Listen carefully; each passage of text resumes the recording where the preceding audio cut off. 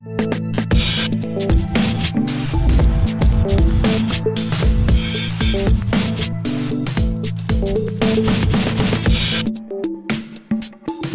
Green, everybody. Thank you. Oh man, this has been so fantastic. Thank you, Andy and Andy. And all of you, this is a very big honor to be on the stage with all of the amazing people who have been on this stage so far. And thank you for sitting while the heat from the person sitting next to you gets closer to you and you feel, and it's just, I'm gonna do something. There's people in the room right now that are wearing really big shoes. I'm gonna do something that you maybe wanna try. I'm just taking them off.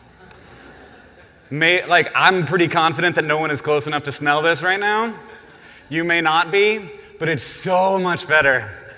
It's good to have 4 points of radiation. So, I make internet video. I have been doing it fairly successfully. We started about 8 years ago, coming up on our 8th anniversary. It's a weird thing because when we started, there was of course no way to monetize it, and there wasn't a lot of people to watch it. But so that's the right time to get into things apparently. Back when nobody else is there. So I did some calculations recently. Our videos have been viewed 800 million times, which is we're working our way up to that big B, you guys. And about 5 minutes on average is the watch time for those videos. They don't watch the whole video, assholes. And so it's 4 billion minutes. There's an expression you may have heard called killing time. Killing time is what you do between the thing you're doing now and the thing that you have to do, but there's not really enough time to do anything useful, so you're gonna kill that time. It's a bizarrely apt phrase because human lives are made of time, and so in killing that time, you are literally killing yourself. Little pieces of it, but you're killing little pieces of yourself, which has made me think about the fact that I have killed 4 billion minutes of human lifetime, which turns out to be 85 lives.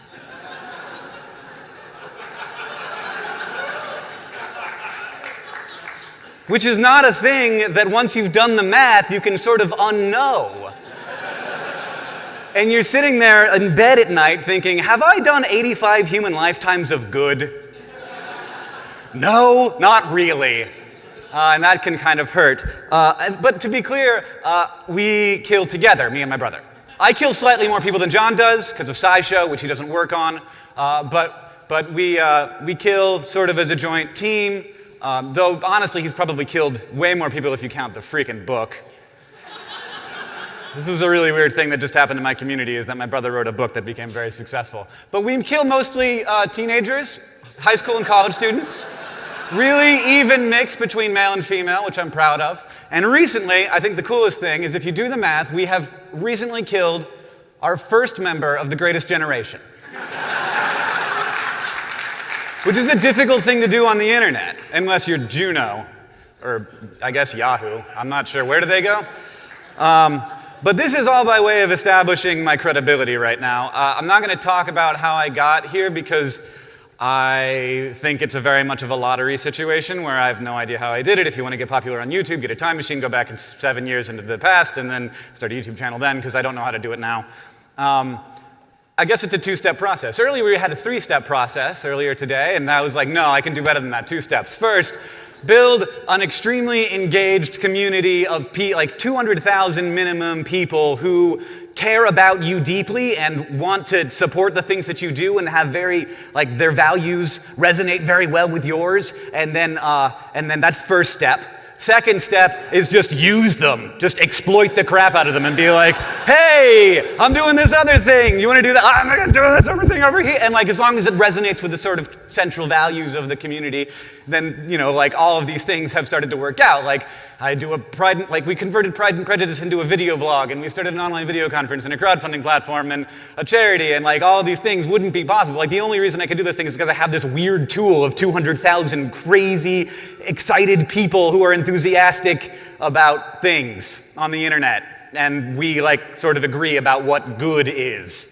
So I want to talk about that, but I sort of did. Now you know that stuff. But broadly, I wanted to talk about some stuff that I feel like I have learned that hopefully will be useful to you. It would have been useful to me to know this earlier, so I want to talk about your dreams.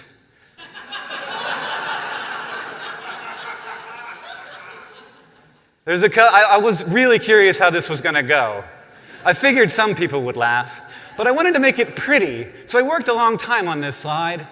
I thought, this is such a sad statement, but it's it can be such a wonderful thing.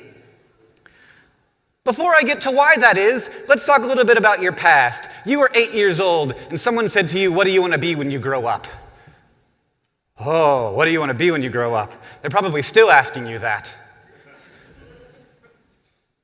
So there's an infinite number of careers, pick one. I remember being asked in Sunday school what I wanted to be when I grew up, and for some reason, like 7 out of 14 people said oceanographer. I'm not really sure what an oceanographer does even now. Like, I'm pretty sure it's complicated and I don't want to do it for a living, but oceanographer, I think it was right around the time that A Voyage Home came out, so maybe that had something to do with it. Whales are in danger, and we like them. Like, it was just everybody wanted to be an oceanographer, so I said that, and it became a big part of like who I became, because somebody asked me when I was 8 years old if I wanted to be an oceanographer. I remember in first grade, they asked us to make haikus, and I had so internalized the idea that being, like, the ability to become something was an important thing, and that oceanographer was the thing that I was going to become, that when they asked us to write haikus, because they were teaching us what a syllable was, I wrote the following haiku. Oceanographer. That is what I want to be. Oceanographer.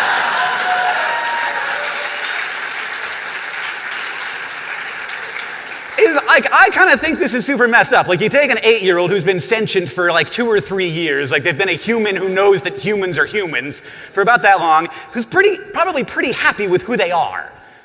And you say, well, stop being happy about it, but I want you to think about the future. Let's think about what you're gonna be. Get really obsessed with that idea. And I think that it kind of maybe comes from a place, this is a picture of my high school, where you're like, look, you're gonna have to go through some terrible stuff for the next 10 years, and you're gonna learn long division and past participles, and you're gonna get at 5:15 in the morning and have your soul sucked out of you for 6 or 7 or 8 hours a day. But kid, keep your head in the game. At the end of it, you're gonna be a motherfucking oceanographer, right? Like, and I understand this because my mom at the time worked in community development and social services, and so you need to give kids something to want. We all need something to want. We need something to drive us forward. We need that dream. We need to know that we can be more than what we see around us and what we see our parents doing. We need to know that stuff. That's really important. But somehow I feel like this got translated into how about we have teenagers decide what they want to do for the rest of their lives, because everyone knows that teenagers make fantastic decisions. I remember when I was asked this question as a kid, my answer changed quite a lot. I told my mom at one point that I wanted to be a house husband and apparently get really buff and dust my boombox. And and she was like, yeah, like being super progressive. Yes, you support your wife, you raise the kids, that sounds absolutely fantastic as a career. She wasn't as enthusiastic when I told her when I was 12 that I wanted to be a Domino's pizza delivery driver, because that seemed like the coolest job in the world to me. Because those guys seemed cool. They came with the pizza. They were like 18 to 22 years old. Super cool guys for 12-year-old me. And also, they got to work with cars and pizza, 2 of the best things. I still really love cars and pizza. But when you're given this opportunity of a world of everything and you have to pick a thing, which I think we all kind of have to do every once in a while, and you pick a thing, because you like cars or pizza, or say you really like eating pizza, so you decide you want to make pizza, or you really like video games, so you decide you want to make video games. Those things are very different. It's okay to pick a thing and like try that out, but it turns out that you might not want the thing you thought you wanted. That's like lesson number 1 for me. This is a really weird thing. I make video blogs for a living, right? So I edit video a lot. It was 5 years into the process of making video blogs that I realized that I loved editing video. It wasn't just that I liked writing it. which I liked pretty well. And it wasn't just that I liked the process of building a community. I really liked the editing video part, which I didn't know until I had the opportunity to pay someone else to do that. And I was like, oh no! Wait, I like this. It's so hard to know the thing that you're gonna like before you start doing it. My brother doesn't like editing video, and he also does it for a living. He sort of begrudgingly does it now. But I just love it. I love editing video. Now, there's a bigger problem here. Is this counting up? Oh, good. Wow, I'm fast. All right. Whew. Slow the fuck down. So I do a lot of science-y, education-y stuff. Recently, I got the opportunity to have my own TV show, and I would communicate science-y, education-y stuff to a large number of people through television. This would be a dream come true for 4 years ago Hank. He would love that opportunity. Now Hank is kind of like, ugh, Hollywood, Shark Week, just less control, more work, flying around, all things I don't really like to do, and I've sort of seen other friends do it. But I almost said yes, despite the fact that I didn't want to do it, out of an obligation to me from 4 years ago. I've watched this happen to a number of my friends. I know it's not just me. And this is weirdly freeing. You don't have any obligation to your former self. There's no loyalty to them. There's no loyalty to a desire you once had. So if you look around the room, none of these people can you say you are smarter than. Not just because that would be a really dicky thing to say, but also because intelligence is very tricky to measure, and there are lots of different types of intelligence, and human brains are complicated. But there is one person I can say objectively that I am smarter than, and it is me 4 years ago, because that guy knew less than I did, except he knew all the things that I currently know, except less. And he had all the life experiences that I currently have, except fewer. So why do I have an obligation to a guy who not only is dumber than me, but literally does not exist?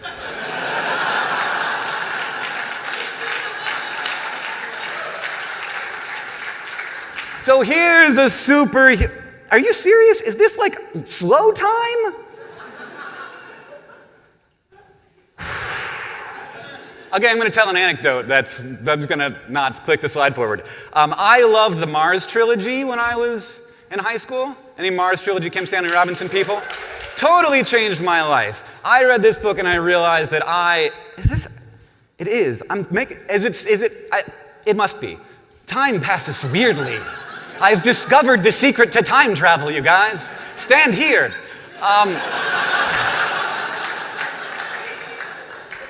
Take off your shoes. Is that what you said? That's good. This is a weird building. So I love that book a lot. It changed the way I thought about it. It changed me from thinking what do I want to be, what do I want to be when I grow up, to what do I want to do. And I remember telling my girlfriend, who became my wife, literally laying down pillow talk times, and I'm telling her the things that I want to do with my life. And I've decided as a freaking 18-year-old. I want to go to Mars, which is ludicrous looking now because I get nauseated in elevators. And two, I wanted to fix death. Follow my logic here. I figured that being the person who brought an end to the, greatest, individual human level existential crisis that we have, and also so that your children and parents and friends won't have to deal with that, that would get me a certain notoriety. And everyone would be like, Hank Green, that guy, pretty cool. I'm not dead. And that would be a kind of immortality for me. But in addition to that, there would be the actual immortality.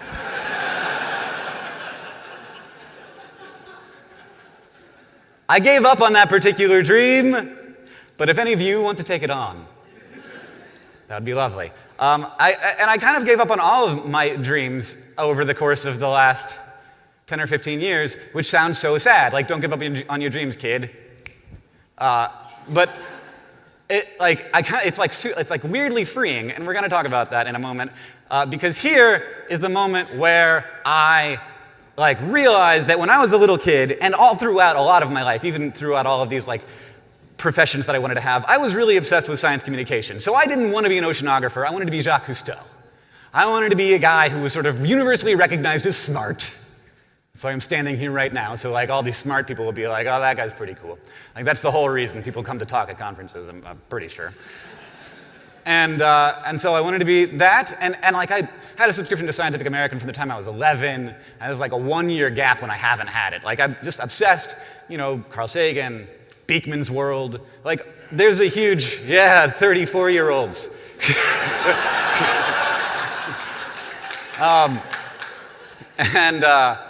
So like I wanted to do that, and I wanted to use my brain for the betterment of the world like Jacques Cousteau did, and I wanted to look good on camera, on a boat, you know? Like that's pretty cool. And here's the weird thing, through some magical mystery, I do that for a living now. Like that's my job. I talk about science and people think, oh, that guy's pretty smart, and I get to communicate the wonderful majesty of the world and look smart at the same time. Woo! Success, right? So dream achieved. Wait a second. Oh, this is the fucking clock. This isn't, oh! I thought that was like the amount of time I've been talking. I have no idea how much longer I have.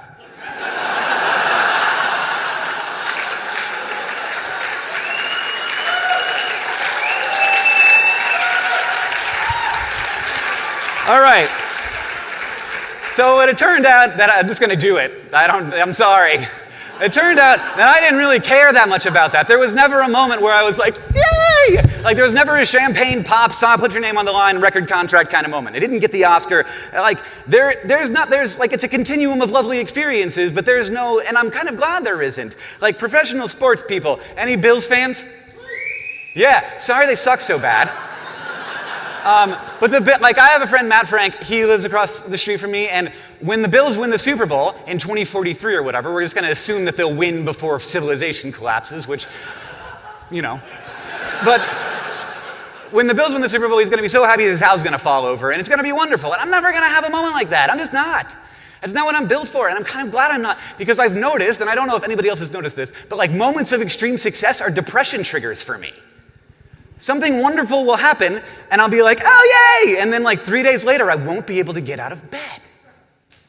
Fuck success. Jesus, why did you do this to me? What's wrong with you, evolution? Why did you give me that gene? I heard a couple of mm-hms. Is that a thing for anybody else? What the fuck? That is angering. So, I think there are problems with the institutions of dreams. One is that it doesn't happen like football, right? At the end of a football game, one team has more points than the other, they win. At the end of your life, you're fucking dead. Like that's... So there's that thing that like things that look like dreams aren't really that wonderful, and like only certain things look like dreams. They're sort of arbitrarily selected by what they look like and by what society happens to be prizing at that moment. And you aren't society, you're an individual. You're not like an amalgamation of culture. You, like people say, you know, get the big deal, get on TV. Like these are the things that make sense as like a success moment, and really you're not doing it for you because maybe you don't want that, and if you end up doing it and then you don't want it, then you feel like shit because you're like, well, I have this thing that everybody else wants, so I have to keep doing it because I'm going to look like an asshole if I stop. What else? So if you have a dream and you have a toolbox, and your toolbox can allow you to do a number of different things, and you're only heading in that one direction, I have news for you. There are infinite other directions. And that limitation, like why would we impose an artificial limitation on the number of paths to success there are, on the number of paths to happiness there are? Dreams are just a surrogate. I'm listing the things that are wrong with dreams right now. You don't really want an Oscar, you want recognition from your peers. You don't really want to get acquired by Google, you want a big fucking pile of money. Like, and so if you like take the lid off, and instead of asking what you want, you think about why you want it, then suddenly it like sort of frees you up, and you say, okay, I have a toolbox, and I know what I want, and I know why I want that thing. I want recognition. Mostly it's, I think for people like us, it's recognition from our peers. It's people being like, that's a cool thing. Like that's the moment, that's the best thing I get.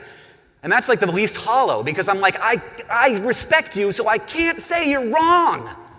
So that I have to be okay. Maybe you guys aren't as insecure as I am. You're certainly warmer than I am. I'm sorry about that. All of this is to say that dreams are actually, they're wonderful. They're like agriculture. Like, there are problems with the institution of agriculture, but I am in favor of it. There are problems with the institution of dreams. I'm in favor of them. We need something to push us to work 16-hour days sometimes. We need something to drive us to be better and weirder and different. But I think that if we let that one thing drive us, that we're missing, like, it's a failure of imagination when we miss opportunities. My favorite thing is when people succeed in ways that you, like, what? Huh? Like, Welcome to Night Vale, that wasn't that wasn't a choice that somebody had before it happened. My career didn't exist. There was no way to make money off of YouTube years ago. I don't care anymore.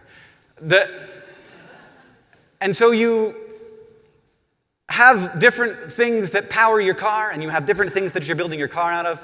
I think in the end, it's not about finding a success. It's about building the number of things that you're capable of. Because then you can do more interesting things, and we need people to do interesting things in the world.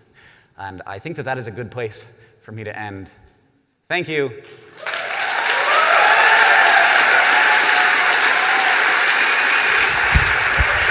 I'm going to take my shoes with me.